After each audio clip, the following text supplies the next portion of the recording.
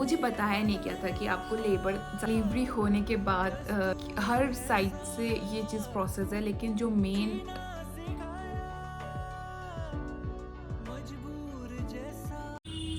तो उसके बाद ना जब सिस्टर आई तो उन्होंने जो मुझे आरएल चढ़ रहा था उसमें आर्टिफिशियल लेबर भी डाल दिया ताकि मेरे दर्द और ज़्यादा बढ़े और सर्विक्स एकदम से ओपन हो जाए नीचे। तो मुझे बताया नहीं गया था कि आपको लेबर ज़्यादा बढ़ा के दिया जा रहा है।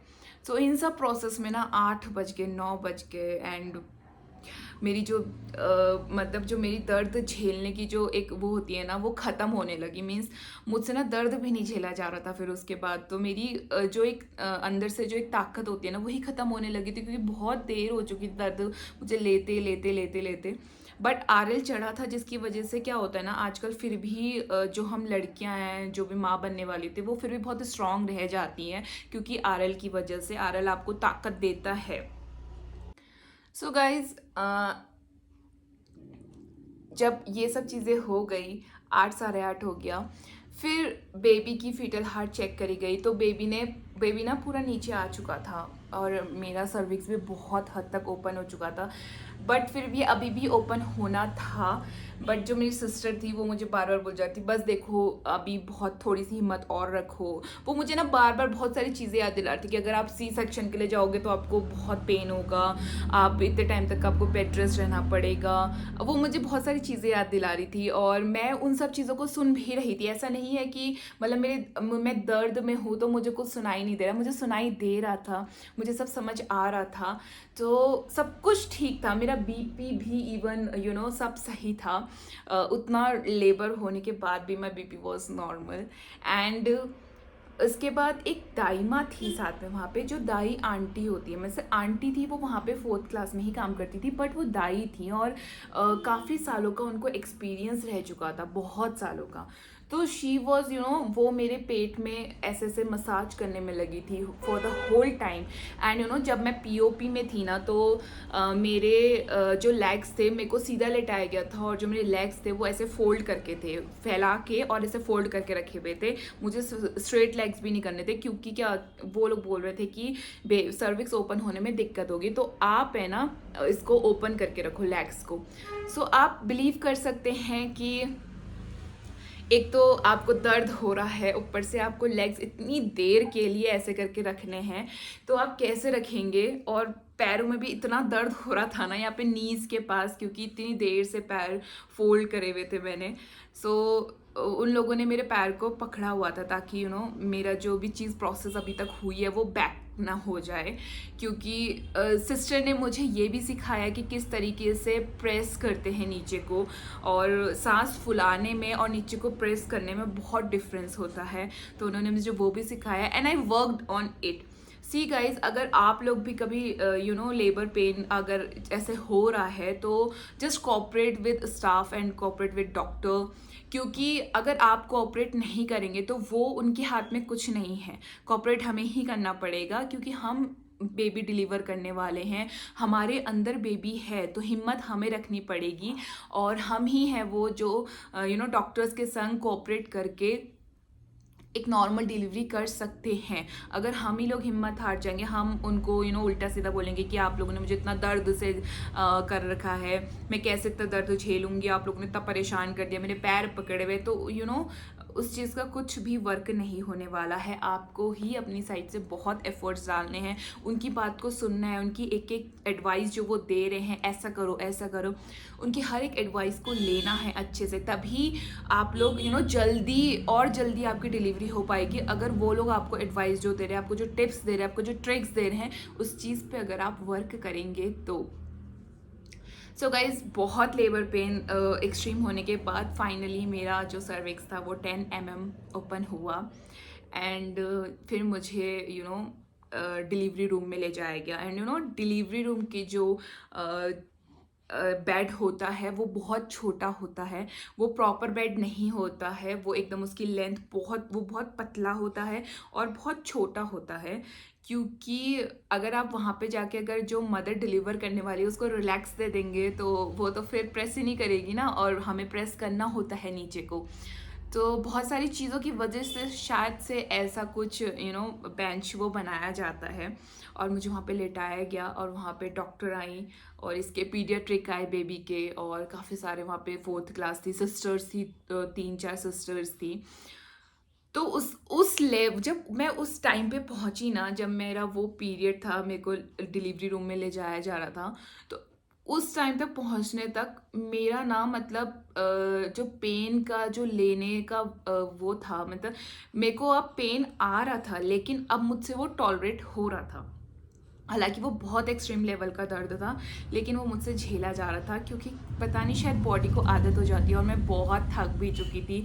मेरी आंखें ना जस्ट वो 1 सेकंड में भी अगर लेबर बंद हो रहा था ना 1 सेकंड के लिए, तो वो मेरी आंखें बंद हो जा रही थी। सो ऐसे ही करते हुए मैं डिलीवरी रूम में गई, और डिलीवरी रूम में ना मैं जैसे ही लेटी, डॉक्टर ने मेरे को चेक करा, मुझे बहुत इंजेक्शंस लगे 1-2। सो डॉक्टर ने मुझे एडवाइस करा कि संजना, जब लेबर आएगा तभी आपको प्रेस करना है, उससे पहले प्रेस नहीं करना है। लेबर नहीं है तो प्रेस मत करना, जब दर्द उठेगा तभी आपको प्रेस करना है। तो आई सेड ओके। तो मैं बिल्कुल डॉक्टर्स की एडवाइस, डॉक्टर्स की हर एक चीज़ को मैं सुन रही थी, मैं कुछ भी अवॉइड नहीं कर रही थी, क्योंकि अगर मैं कुछ भी अवॉइड करती या मैं उनकी कोई भी बात को जाने देती, मेरे को लगता कि नहीं नहीं इनको क्या पता, मुझे ज़्यादा आता है, तो मेरे लिए डेफिनेटली वो मेरे लिए दिक्कत हो जाता। उसके बाद ना डॉक्टर ने मुझे एक बार प्रेस करवाया, वो कट लगवाया उन्होंने वहाँ पे, मेरा शायद इंजेक्शन लगा सुन करने वाला, फिर कट लगा। हाँ, क्या हुआ? आपको भी बातें करनी है? आपको भी बातें करना है जाना? जाना, आपको भी बातें करनी है? आ जाओ मम्मा पास। सो हम्म उसके बाद ना, जब डॉक्टर ने मुझे फर्स्ट टाइम, जब मुझे अंदर जाके कॉन्ट्रैक्शन आया बहुत खतरनाक वाला, तो मैंने उस टाइम पे पुश किया, एंड डॉक्टर ने बोला वो वेरी गुड, ऐसे ही करना है, बस ऐसे ही करना है। तो मैंने फर्स्ट पुश करा, और जस्ट फॉर 1 सेकेंड मेरा लेबर रुका। 1 सेकेंड में मुझे ना नींद आने लगे, और वो 1 सेकेंड कितनी देर का होता होगा आप सोचिए। वो 1 सेकेंड होते ही मुझे दोबारा लेबर स्टार्ट हुआ, और मैंने दोबारा प्रेस किया। और जब थर्ड टाइम डॉक्टर ने बोला कि एक बार बस लास्ट टाइम और प्रेस करो, तो मैंने ना बहुत पूरी ताकत से मैंने पूरी अपने आप को समेटा, और समेटने के बाद मैंने डिसाइड किया कि एक बार लास्ट टाइम कर लो, इसके बाद दर्द ही ख़त्म हो जाएगा। So I give my best at the last time, और जो लास्ट पेन था, लास्ट जो पुश था मेरा, उसमें ये बाहर आ गया। एंड आई वाज लाइक, जैसे ही इसका बाहर आना और सब कुछ ऐसा लगता है कि मतलब पता नहीं, शायद मैं वर्ड्स में उस चीज़ को एक्सप्लेन भी नहीं कर पा रही हूँ, कि वो मोमेंट आपको ऐसा लगता है ओह माय गॉड, ये क्या हो रहा था मेरे साथ, ये क्या था। उस टाइम आपको ऐसा होता है ना कि आपको तो कुछ दर्द ही नहीं हो रहा था, आप तो कुछ फील ही नहीं कर रहे थे। I was like that. So that moment was very very very special. And मैं हर माँ को बोलना चाहूँगी कि कोशिश करिए कि अगर आप नॉर्मल डिलीवरी के लिए जा रहे हैं, अगर आपने चूज़ किया है कि आप नॉर्मल डिलीवरी करेंगे, तो कोशिश कीजिए कि पूरी हिम्मत आपको खुद से ही रखनी है। हालांकि सामने वाले आपको बहुत कोऑपरेट करेंगे, बहुत आपको समझाएंगे, लेकिन उनके समझाने को, उनके कोऑपरेट करने को आप भी उतना ही, अगर वो 100% आपको सामने से कोऑपरेट कर रहे हैं, तो आपको ना 200% कोऑपरेट करना है। अदरवाइज ये सिंगल पर्सन नहीं है कि आप तो कह रहे हो कि नॉर्मल डिलीवरी करनी है, लेकिन सामने से डॉक्टर ही आपके संग कोऑपरेट नहीं कर रहे हैं कि ओके। यस, सो गाइज, आपको बहुत हिम्मत रखनी है। मैं फिर से आप लोगों से यही कह रही हूँ। हर चीज़, हर साइड से ये चीज़ प्रोसेस है, लेकिन जो मेन वर्क है, जो मेन मेन कैरेक्टर हो, वो आप ही हो। तो आप ही को हर चीज़ अच्छे से करनी है, हर किसी की एडवाइस को अच्छे से लेना है।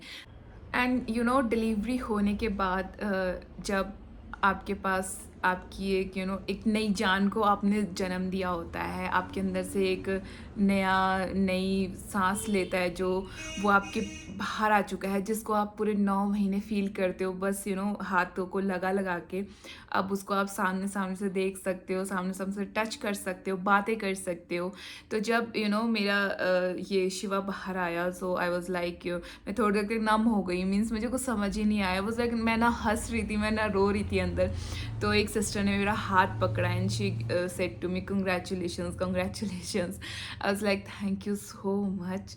मेरे मुंह से बस इतना ही निकला था एंड मेरे बेबी को वहाँ से ले जाया गया एंड पीडियाट्रिक को दिया गया, जो भी उसके आए थे पीडियाट्रिक, उन्होंने इसको और सबसे मेन था जो डिलीवरी होने के बाद जो सबसे बड़ा टास्क होता है कि बेबी का क्राई होना।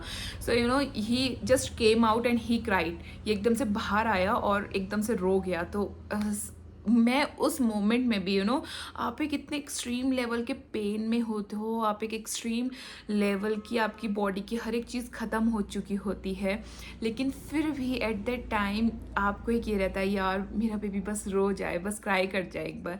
तो ही क्राइड एंड मुझे इतना सुकून आया and I take a deep breath. Then मैंने ऐसे सांस ली और देन सिस्टर ने मुझे बोला congratulations congratulations. She hold my hand and मेरी नज़रें ना फिर जहाँ से इसको लेके जा रहे थे और जहाँ पे रखा हुआ था, मेरी नज़रें बस वहीं टिकी हुई थी। मुझे कुछ पता नहीं चला कब मेरे स्टिचेस लगे और कब क्या चीज़ हुई, मुझे कुछ भी नहीं पता चला। मुझे जब बोला गया कि चलो अब आपको ड्रेसिंग करना है और आपको सब रेडी करना है, तो तब मेरी नज़रें इससे हटी। Otherwise I was continuously watching कि अच्छा वेट हो रहा है, अरे इसको क्यों बिठा दिया इन्होंने, इसको ठंडा लग रहा है, कुछ पहना दो कपड़े एंड ऑल। तो मेरे ना अंदर से अंदर ऐसी सारी चीज़ें चल रही थी। वो जो अंदर डिलीवरी रूम का एक्सपीरियंस है ना, वो सिर्फ एक माँ ही एक्सपीरियंस कर सकती है, क्योंकि उस चीज़ को कोई और एक्सपीरियंस नहीं कर सकता है। So guys this all is my normal delivery journey, और किस तरीके से मैंने लेबर लिया था 11 आवर्स का, क्या क्या सिचुएशन मेरे साथ रही थी और कैसे मैंने हिम्मत रखी थी। तो ये सब उसी चीज़ का प्रोसेस है। सो गाइज आगे मैं आप लोगों के संग और भी चीज़ें लेके आऊँगी कि नॉर्मल डिलीवरी के बाद मैं कैसे जल्दी जल्दी रिकवर हुई थी, मैंने क्या क्या किया था डिलीवरी के बाद फटाफट, जो मेरे 7-8 डेज़ में ही मेरे स्टिचेस रिकवर हो चुके थे। वो सब चीज़ें मैं आपको आगे किसी और ब्लॉग में बताऊँगी। But till then, do like, subscribe and share my YouTube channel. Okay, bye bye, take care and give love.